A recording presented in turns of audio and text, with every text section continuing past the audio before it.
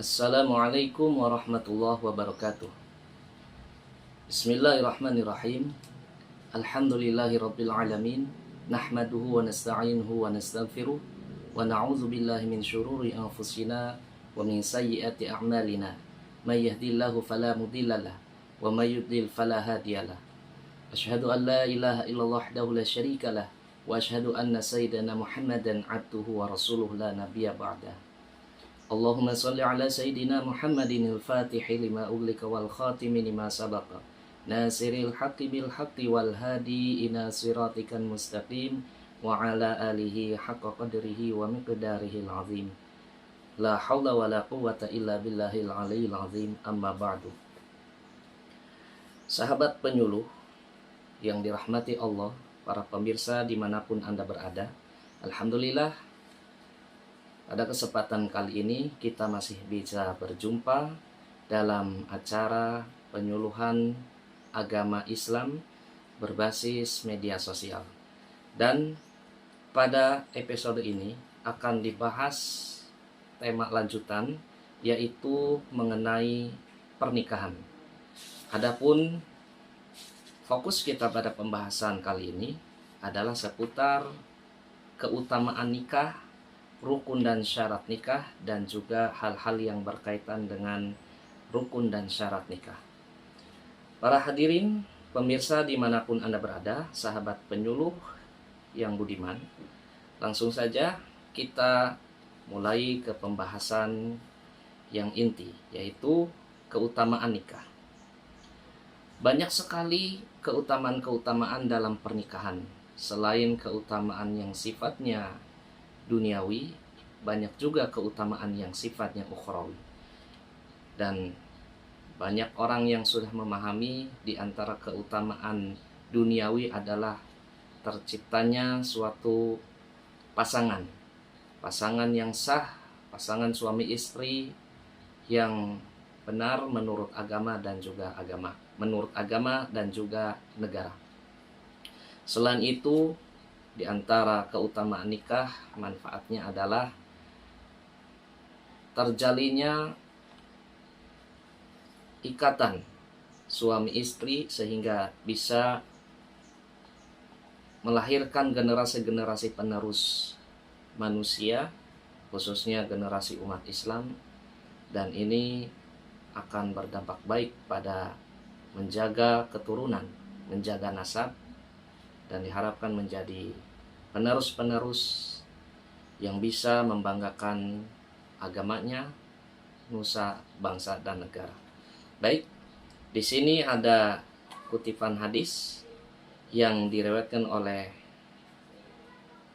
Imam At-Tirmizi yang berbunyi, Bismillahirrahmanirrahim.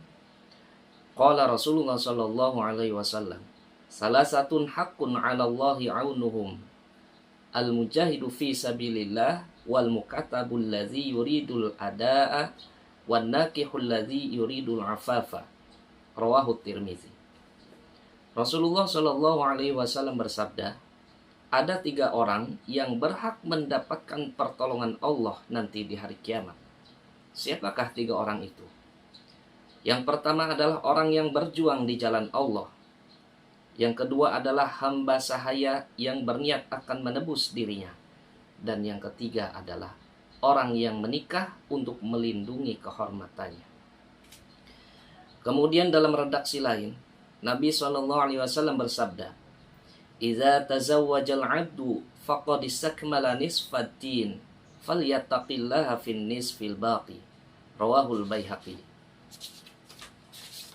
Yang artinya adalah, apabila seseorang menikah, maka sesungguhnya dia telah menyempurnakan setengah agamanya. Maka hendaklah dia selalu bertakwa kepada Allah dalam menyempurnakan setengah agama yang lain. Hadis riwayat Imam Al-Baihaqi. Nah, kalau kita merenung sesaat, kenapa menikah itu bisa dikatakan orang yang telah menyempurnakan setengah agamanya?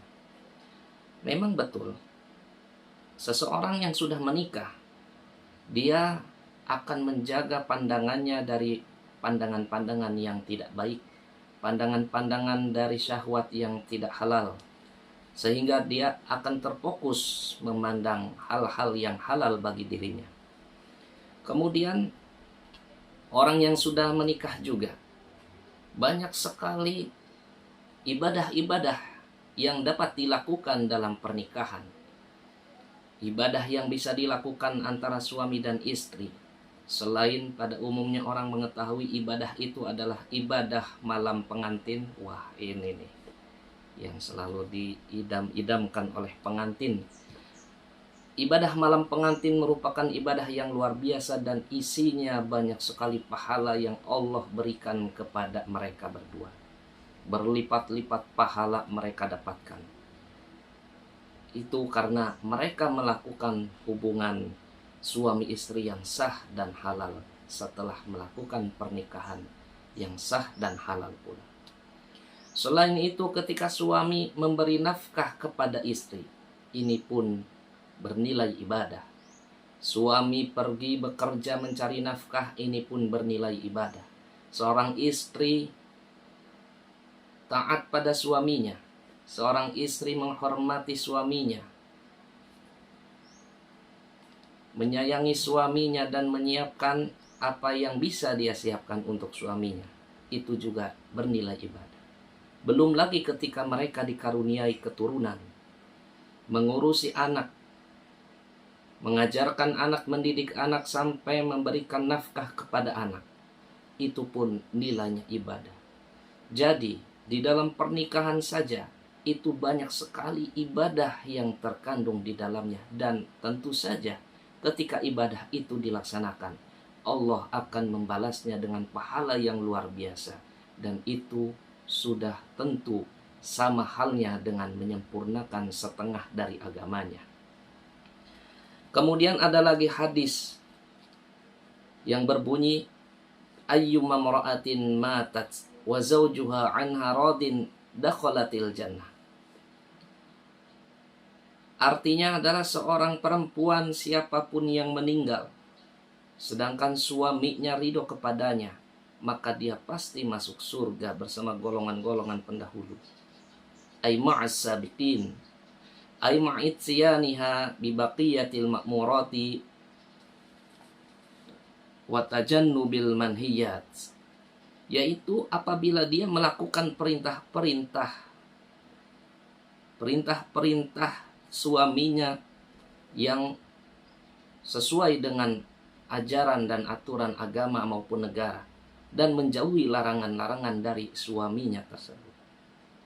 Maka dari hadis tadi, jika seorang istri taat pada suaminya, berbakti pada suaminya, melayani suaminya dengan penuh keikhlasan, dan berbuat ibadah kepada suaminya, kepada keluarganya, tatkala usianya ternyata lebih dulu daripada suaminya, dia meninggal dan suaminya ridho kepadanya, maka istri tadi dikatakan dalam hadis ini pasti masuk surga bersama orang-orang yang terdahulu. Siapakah orang-orang yang terdahulu tadi?